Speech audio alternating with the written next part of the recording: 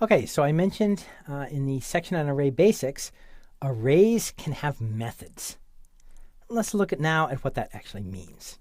If JavaScript is your first language, and many of you listening probably is, this will seem very natural.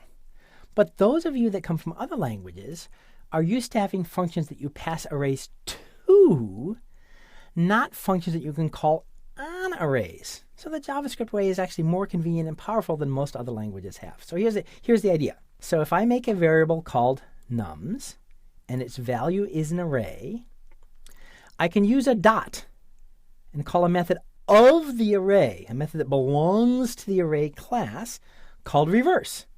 And it produces the reversed array. And in fact, when you're practicing, there's no need to make an intermediate variable to try it out and do it in 2 lines. You can just take the array dot reverse. And in real life, probably you have a variable, but when you're just practicing and experimenting and seeing what happens with these methods, that's a nice little convenient trick.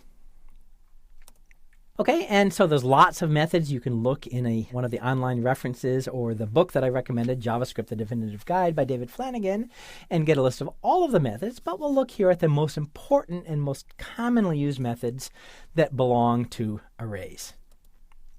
Okay, so first, push. If you have an array and you call push, it does 2 things. One, it sticks the argument on the end of the array. Secondly, internally, it updates the length of the array. So in the first line, the nums.length would return 3, but after the call to push, nums.length would return 4. Pop is kind of the opposite. It takes something off the end of the array and returns it, and it decreases the size of the array. So it takes the last element in the array and gives it to you, but it removes that element from the array, so the array doesn't contain it anymore. So push and pop are kind of the reverse operation of each other. And concat just mashes 2 arrays together. So if I take the original array 1, 2, 3, and I concat it with an array 4, 5, 6, I get a single array that's 1, 2, 3, 4, 5, 6. But notice the difference between push and pop. Push and pop modify the existing array. Concat returns a new array. It returns the array 1, 2, 3, 4, 5, 6, but it doesn't modify the original array. And so if I look at the original array, it's still 1, 2, 3. So that's the difference between the general behavior of push and pop and the general behavior of concat. Okay, sorting. Sorting seems like a complicated task, but the beauty in JavaScript is a sorting algorithm is built in. You don't have to figure out how to sort arrays. You just have to tell the sorting function how you want things represented, how you want things ordered. And the default is alphabetical order. So if I just call sort with no argument, it says, oh, I want things in alphabetical order. And if I'm sorting an array of strings, I get something very natural. I get the strings in alphabetical order. But here's something goofy. If I sort an array of numbers using the default sort, it sorts them in alphabetical or lexicographical order, not in order, actually numeric order. So for example, a 12 comes before an 8. Because alphabetically 1 is earlier than 8, so 1, 2 is before 8. So that's goofy. That's probably not what you want. And that's perhaps a negative of the JavaScript default sorting, but don't worry, you can always change the comparison operation anyhow. And so the second version of sort, you apply it to an array, but you supply an argument that's a function that tells the sorting algorithm how it should do comparisons. And this is very important and very natural. If you have an array of employees, okay, a sorting algorithm is built in, but it doesn't know what order you care about. Do you want to sort them by age? Do you want to sort them by employee number? Do you want to sort them by salary? There's no way JavaScript could possibly know. So the general sorting algorithm is built in, but you supply as an argument to sort the comparison function, the function that says, given 2 entries of my customers, how do I determine which one should go first? And the rule is you supply a function that takes 2 arguments of whatever type your array is. If you're sorting numbers, 2 numbers. If you're sorting customers, 2 customers. And the function should return a negative value if given the two arguments, the first one ought to go in front. It should return a positive value if given two arguments. The second one ought to go in front. And it should return 0 if they're tied. So let's try this out. Let's make a function called difference. And it just subtracts them. Let's make another function called reverse difference that subtracts them in the opposite order. Now I can sort them based on their value. If I sort them and I pass in difference, the function, as the argument to sort, it sorts them from smallest to biggest.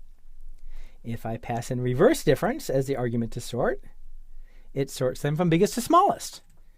And I could have other functions that say, prime numbers ought to go at the beginning and the composite numbers ought to go at the end. Or odd numbers ought to go at the beginning and even numbers ought to go at the end. I just apply a function, and the function returns a negative value, a positive value, or 0. The function to return a negative value if given two arguments. The first one ought to go in front.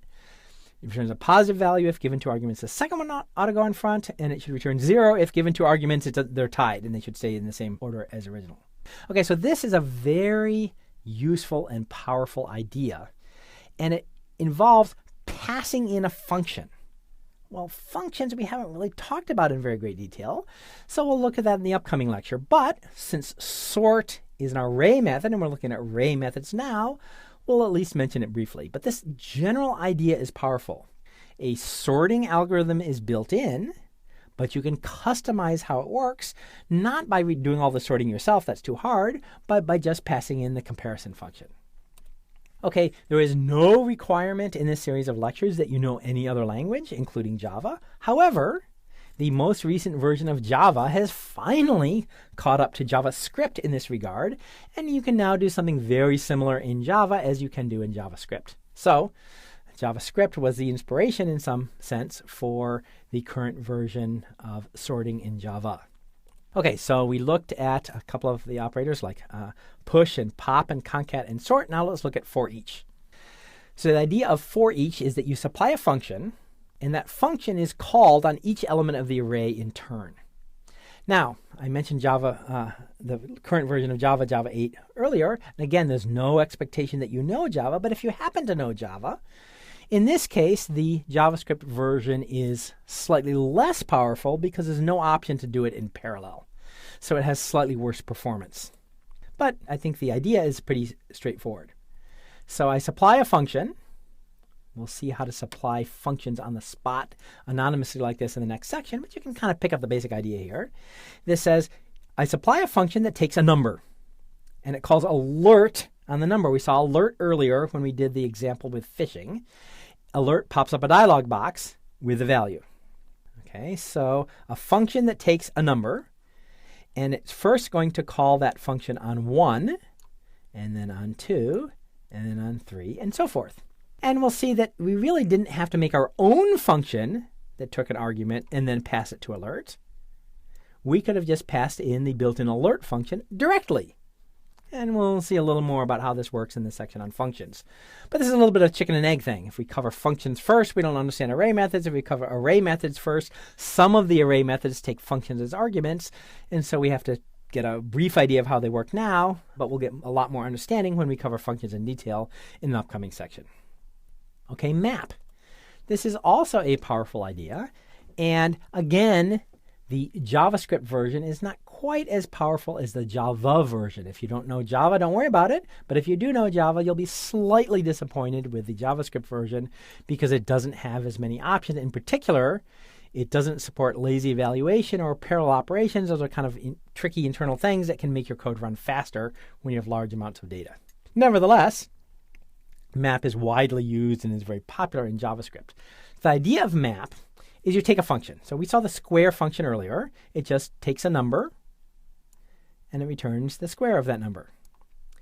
And it takes the original array and it passes each of the elements in turn through the function and accumulates them into the resultant array. So let's be a little more specific. It takes 1 and it passes it through square and it gets 1. Then it takes 2, and it passes it to square, and it gets 4. And then it takes 3, and it passes it to the square function, and it gets 9. And so the final result is an array of 1, 4, 9. It didn't modify the original array. It produced a new array that was the result of passing each individual element through the function. Now, this seems complicated and weird if you've never gotten used to passing functions around, but it's a very powerful idea and is widely used in JavaScript.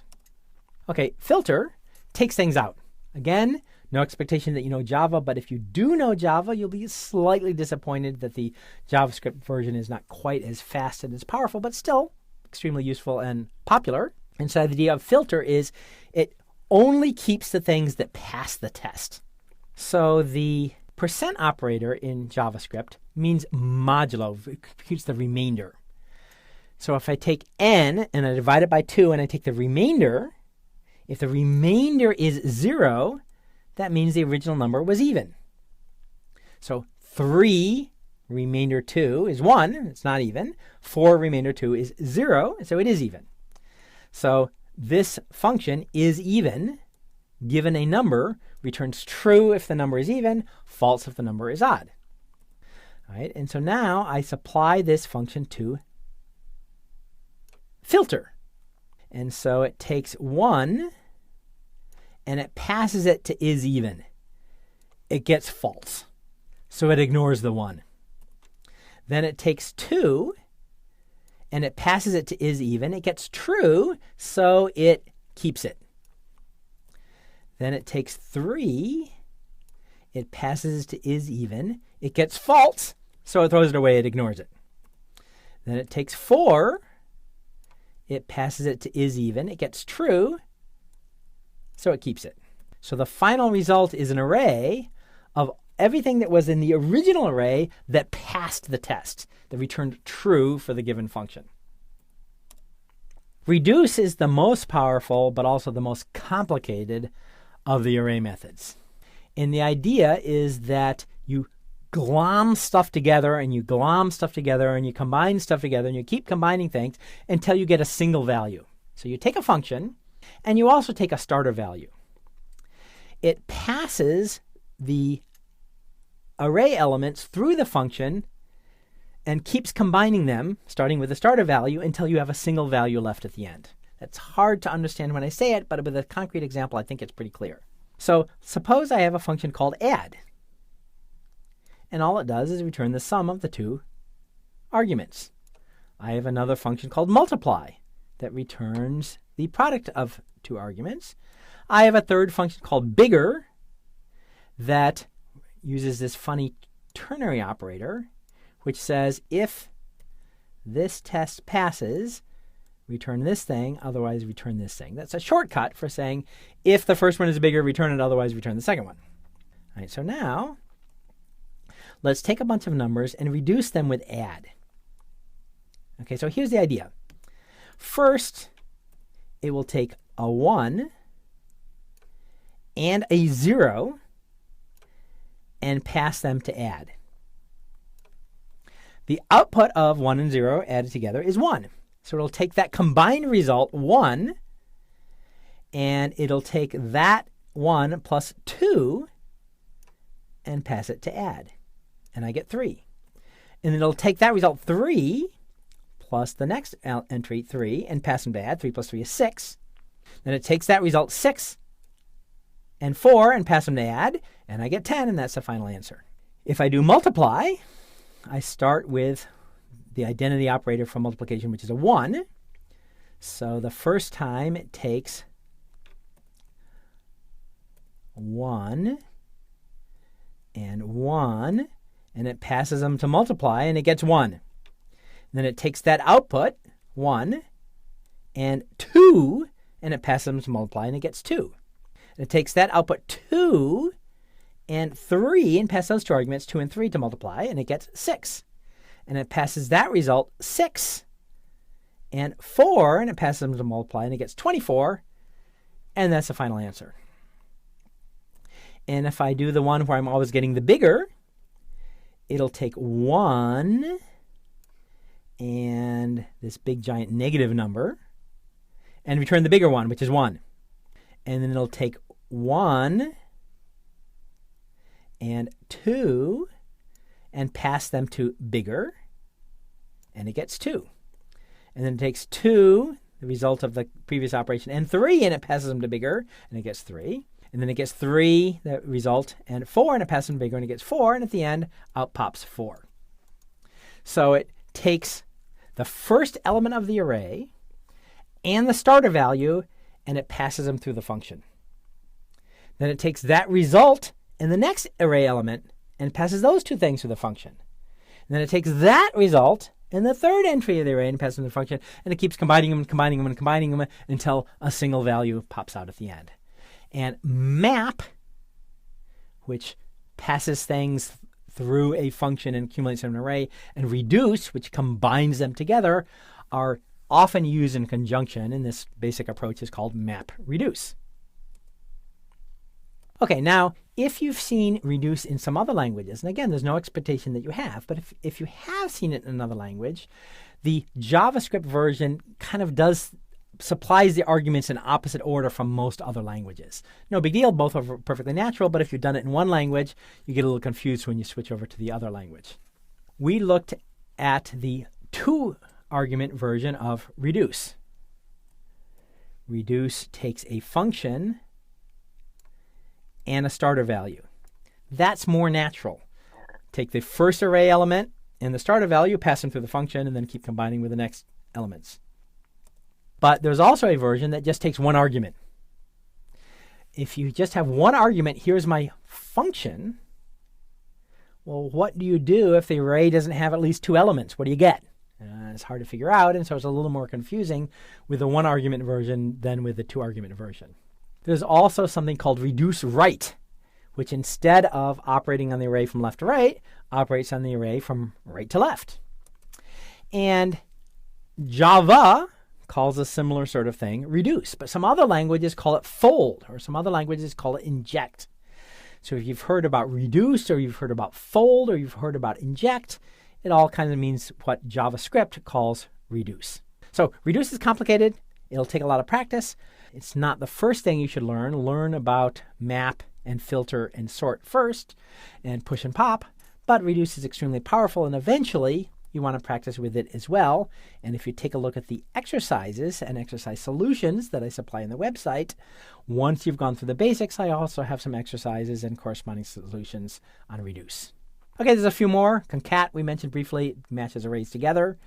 Slice gives you a piece of an array. It's kind of like the equivalent of substring. Reverse switches an array around. And index of just tells you if there is an element in the array that matches. If there is, what index is the match.